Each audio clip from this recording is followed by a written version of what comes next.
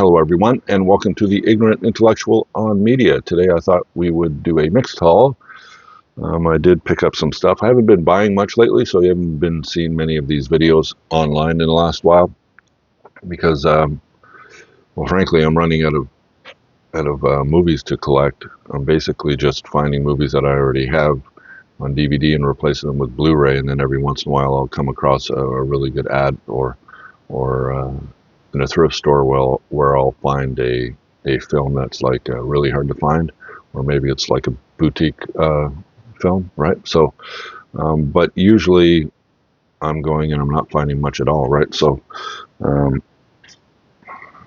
the stuff that I do find, I already have, so I don't usually pick it up. But anyway, but over the last while, since my last thrift store mixed video, I did come up with some books and some movies. So I thought I'd go through them with you, and let's get started. All right. So I probably talked about this book numerous times. So this is Ernest Hemingway's "The Sun Also Rises." This is his rise up to being one of the greatest writers, American writers of all time. It's basically, it's a book about bullfighting, about what were those people called after World War II, I think it's called The Lost Generation, right? So this is a book on the Lost Generation, basically. It's Hemingway's ode to, going to Pamplona and watching the running of the bulls and stuff. So it's a pretty interesting book, but it's what put him on the map, basically, and all the novels afterwards were, compared to this one, usually, right? So, all right, so that's The Sun Also Rises. I also found this one, The First World War, a nice hardcover by Martin Gilbert. Martin Gilbert is one of my favorite history writers. He's written so many really good books. The one that I read first by him was called The Holocaust, about the Jewish elimination by the Nazis in World War II. I don't think there's been a better book on the Holocaust other than Gilbert's, right? And but he's most famous not necessarily for that one or even this one. He's most famous for doing that friggin' like library of Winston Churchill of his biography. It's like, I don't know, 6 or 7 volumes. I can't remember which. I've never been able to find it to read it, but I did find this one. So this one should be a good read about the First World War. All right, so that's Martin Gilbert. If you haven't read any of Martin Gilbert and you're a fan of history, I would be surprised, but if you haven't, check him out. All right. What else here? Okay, we got Alice's Adventures in Wonderland and Through the Looking Glass, the two Alice books by Lewis Carroll. Don't really need to explain those. Everybody's read those, right? So, and we got The Trial by Franz Kafka. This is one of my all-time favorite books, probably one of the greatest novels ever written, and it's basically about a bureaucrat. Was he a lawyer? I can't remember what he was. What was he? Joseph K. He's a functionary at a bank. Okay, so, and he ends up getting arrested. All right, so the police come and arrest him, and he asks them what he's charged with, and he can't find out. And he says, "No, you got to go." And then he ends up going through this mysterious bureaucracy, and he never gets any answers, and he's always under charge. Right, so it's like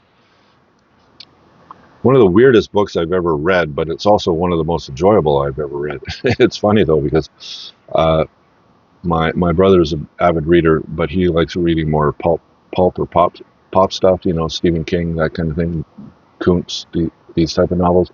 And so I introduced him to this novel. I said, "It's one of the greatest novels," and he read it and he got mad at me. What a stupid. Anyways, it was quite, but it is an awesome book. It's basically. It's basically kind of a pump up or whatever to conservativeness, right? There's the shrinking of government because there's just too much red tape and too much bureaucracy, and this is like takes it to its extreme, right? So it's a really good book if you haven't read it. All right, Richard Adams' Watership Down, which is about a group of rabbits who end up having to move because of farmers or whatever, right? So, and then their perilous journey, and you get to understand how rabbit warrens and everything works and everything. It's a really, really, really good read. But the movie is, I think, is even better. If you haven't watched the animated film, it's extremely good as well. So, all right. So, The Prince by Machiavelli. Everybody knows this book, right? One of the great books in political philosophy. Basically, he's basically writing to the Duke. I think it was a Duke. I can't remember. Um, uh, as an he was getting pushed out of government, and he wanted, because of a change in power, and he wanted to get in the good favor of the new duke or prince or coming into power. So he decided to write him this book on some good advice on how to govern, and it's basically quoted probably more than any other political philosophy book. I mean, his name has gone into like you know English parlance, uh, describing something that is like evil and conniving and cunning, right? So if you're Machiavellian, you're very cunning, right? So um, it's from that book, right? All right. Next up is The Secret Garden. This is one of the great classic children's novels about a girl and a cousin she never knew who's is he in a wheelchair? I can't remember. Anyways, he's somehow handicapped, and they end up finding the secret garden. They end up bringing it back up to shape or whatever. Right. So it's not a bad book. I read it when I was a kid, and I don't remember most of it. This one looked interesting, so I picked it up, and that's Joyland by Stephen King. Basically, it's a hard-boiled crime novel, and he's not, he's mostly known for horror, right? I mean, he did write a bunch of Richard Bachman books that kind of moved a little bit away from horror. He did write some fantasy novels, which are my favorite out of all of his novels. The Stand or what's the dragon one, and the Talisman. Those three novels are probably my favorite reads of Stephen King. I'm not a big horror reader, so I did read most of his early horrors, but I read it, and then I kind of lost interest after it. So, all right. But anyways, this is Joyland. This is about a murder, and if you like hard crime cases, maybe you would enjoy a Stephen King book in that order. All right. I also found this box set, which has four of the Wilder books of Little House on the Prairie. I don't know if you ever watched that series. It was one of the most watched series with Michael Landon and Sarah Gilbert and all those about prairie life back in the 1800s or whatever, right? So I think she wrote seven or eight of the books, right? So there's four of them here, so I don't think it's all of them, but this is usually pretty easy to resell, so that's why I picked it up. Then we got Four Tragedies by Seneca. This is part of the Penguin Classics set, the nice black editions that they put out now. And basically based on the legends used in Greek drama, Seneca's plays are notable for the exuberant ruthlessness with which disastrous events are foretold and then pursued to their tragic and often bloodthirsty ends. So Seneca is a popular playwright back in the day. And then we got to have some Shakespeare. So No Fear Shakespeare, Macbeth. It's basically one of the more popular ways of reading Shakespeare because one side of it has the play, and then the other side of it has like a modern English translation for the play. And so you kind of you follow it much easier if you can't read Shakespearean English. And Macbeth's got to be probably his greatest tragedy, right? All right, what else? Okay, we got Last Flag Flying, which is a Richard Linklater film, basically about three Vietnam vets who lost touch, and they get back together because one of the vets' son died in Iraq or whatever, right? And then they bring his body up to New Hampshire, and it's that relationship and rekindling of everything with the veterans. All right, so it's supposed to be a pretty good. I haven't seen it yet, but I had it on DVD, but I didn't have it on Blu-ray. So here's one of the perfect examples of me finding movies, but the only movies that I really find are Blu-rays of DVDs, and I'm just replacing, right? So Here's a good one. I haven't watched this, but I watched the documentary. Um, I can't remember the name of the documentary. The Long Walk. The Long. So this is called The Walk, but I can't. Anyways, there was a documentary put out in 2008. I can't remember the name of it, and I watched it, and it was extremely good about a group of French. Well, this French guy who's a tightrope walker who ended up, you know, um, he became famous worldwide because he would end up showing up at these different places and doing these high wire tightrope walking across, like buildings. He did one in, I think, at Notre Dame in Paris. He walked across it and other places back in the 70s, right? So, but then he decides that he's going to walk across one of the Twin Towers in New York. He's going to go from one to the other across, and he ends up doing it. He ends up faking that he's supposed to be there with his crew and everything. He ends up putting up the wiring and everything from one tower to the other. I mean, like, the logistics of it's just nuts, right? But he ends up doing it, and it's like, was there any security in that building or what? You know what I mean? It's like, anyways, it was a great documentary. And then I came across this film, which is basically a dramatization.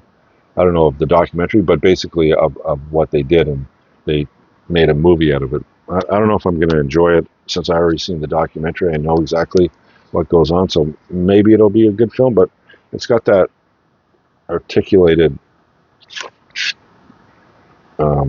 which is kind of cool. I can't remember what that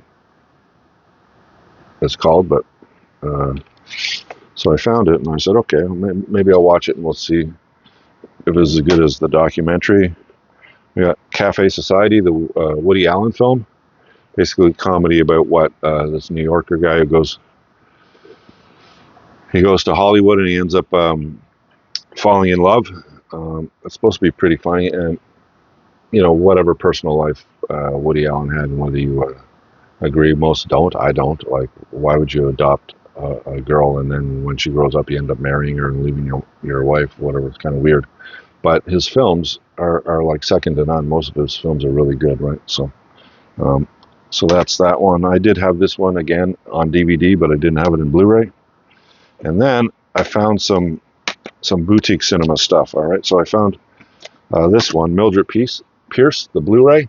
The Michael Curtis film came out in what, like 50s, early 40s, mid 40s, 1945. All right, so basically it's about Joan Crawford. She won an Oscar for this role. It's probably her most famous role, and she's like a single mother. I think she left her husband because of abuse, but don't quote me on that if I remember correctly.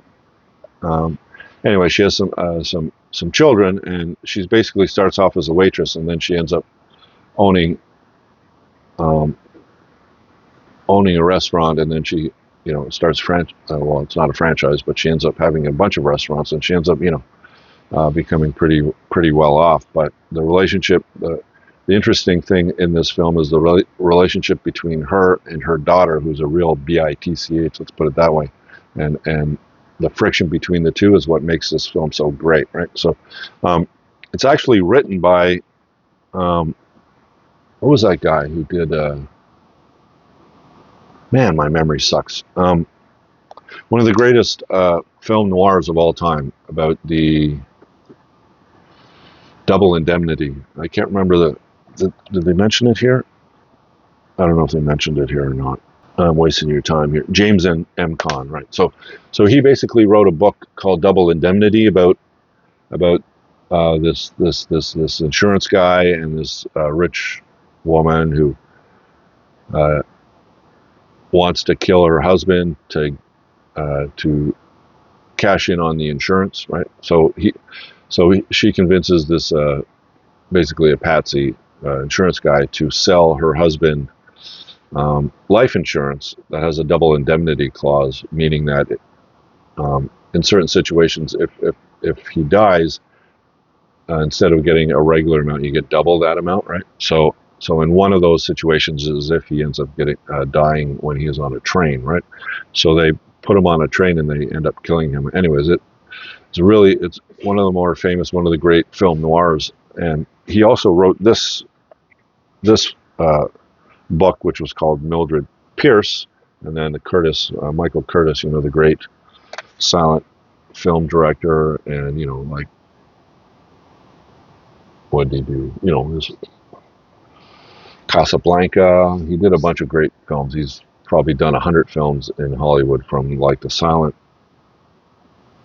uh, silent period all the way through like the golden age of Hollywood cinema, right? So, um, and he's a great director. So that's another. And this is basically a Criterion Blu-ray.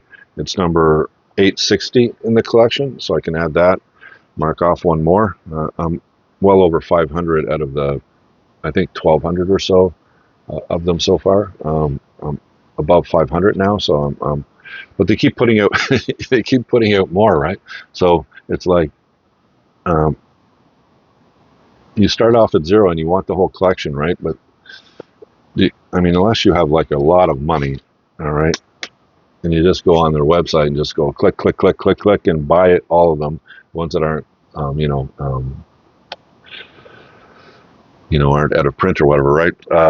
And then you'll go on eBay or something to find the out of print ones. You're going to be spending like tens of thousands of dollars to get this collection together. So with me, I mean, I have over 500 of them. I've never paid more than like maybe $20 for any of them, right? You know what I mean? And most of them, probably 400 of them, I paid less than $1 for. So, but anyways, I'm like trying to catch up. So I'm above 500 now, but as I'm collecting them, every month they put out 3 or 4 more of them, right? So, so it's like every new month you're hoping that the ones that they put out are just like 4K restorations of ones that they already have on Blu-ray or on DVD, and then, well, I already have that one, so I don't have to worry about that one, right? You know what I mean? So, but man, they put them out quickly, and it's hard to catch up on them. Like I said, I'm over 500, and I'm still not even halfway there of getting all these films, right? So, anyways, this one, Joan Crawford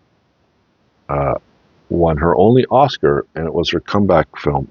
All right, so next up is The Cynic, the Rat, and the Fist. This is basically an Umberto Lenzi film, and Lenzi is one of Italy's greatest, directors of cult stuff, right? He did like zombie films, he did cannibal films, like Cannibal, was it Holocaust or Ferox? I think it was Cannibal Ferox, if I remember correctly. Ferox.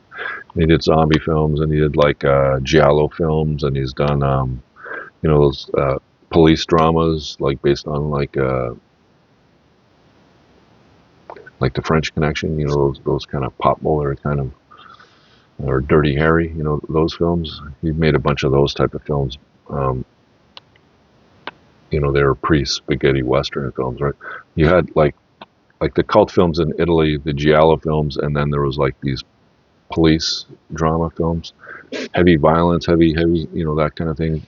And then they kind of moved on to the spaghetti Western. They kind of copy Hollywood cinema and make like cheaper versions of it, but some of them, because they're cheaper, some of them are even better. You know what I mean? Like much of the spaghetti Westerns are crap, but some of the spaghetti Westerns are really good, better than any Western that that Hollywood ever put out, right? So, but this one is one of those gangster police films, right? And it's called The Cynic, the Rat, and the Fist, right? So, and it's part of 88 Films. I don't know if you know 88 Films. They're like a boutique cinema label in the UK. They have an American. I think they opened up an American distribution as well, but they're originally from the UK, and they're most famous for putting out those old cult horror films. But they have an Italian collection. See, it says Italian collection, and this one is number 17 in that collection. I think there's like 85, or even maybe they did 88. If it's 88 films, then maybe they did 88. I know there was over 80 in this collection, right? And this is number 17. It's the first one I found, right? So, so I picked it up, and we'll see. I watched some of Lenzi's stuff, like the cannibal stuff. I watched one, Cannibal Ferox. That was pretty gross. Let's put it that way. I think I watched one of his zombie films as well. I may be mixing him up with somebody else, but if you want to get into like cult cinema and Italian cinema, Lenzi is a guy that you should look into. All right, so and that's that film. All right, so that's one. And then let's go over to Asia, and I also found this from 88 Films, but it's not part of their Italian collection. And that's The Seventh Curse. Now, this is like a Hong Kong cinema film, basically about a guy who ends up, I think he stumbled in on, um, like this ritual is going on. They're going to sacrifice this woman. And he ends up saving this woman. So this like satanic group of magical people put a curse on him called the Seventh Curse. What happens is the veins in his legs will explode with blood, and after the seventh time, he'll end up dying. So he ended up finding a temporary cure for this curse, but then he has to go back, because this occurred in Thailand. He has to go back to Thailand and find the permanent cure. Anyways, it's it's a mix of kind of, remember the Kurt Russell film that had a bit of magic, and it was set in Chinatown. What was the name of that film? Anyways, you know what film I'm talking about, right? I'll put it up or whatever.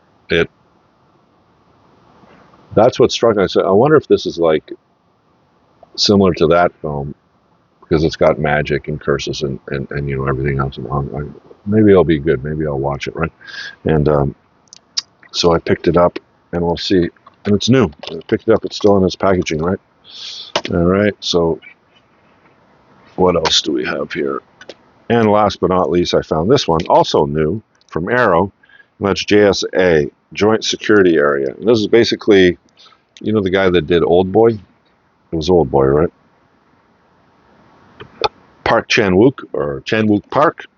He did Old Boy, and that is one of my all-time favorite films. If you haven't seen Old Boy, you're missing out if you like horror revenge type of thing, right? It's extremely, extremely good.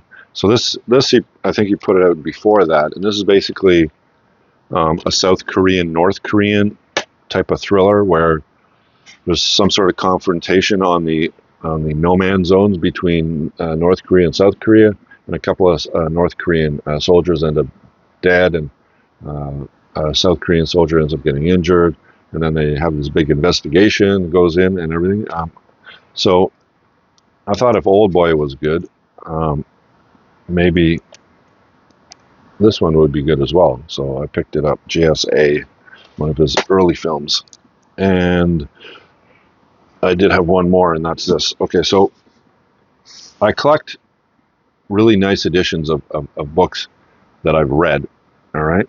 And I like it, have a keepsake. Usually it's like an Easton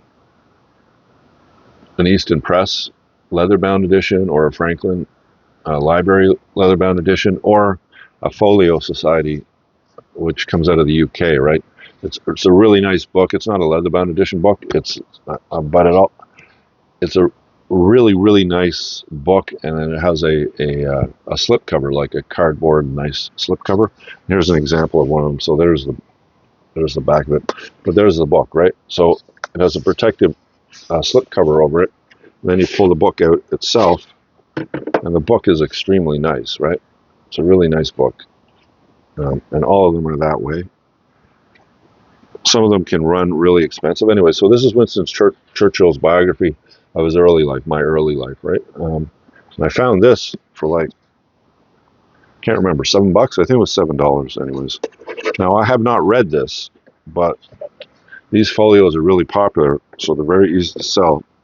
So whenever I find one in a thrift store, I will pick it up, because usually it's somewhere between $3 and $8 that you can pick it up, but then you can sell it because people like collecting these because they're really nice. I only keep the ones that I've read. One I've been looking for for the longest time is Animal Farm, but I have not been able to find it in a nice. It's a pink colored, like the pigs in Animal Farm, and it's got a nice.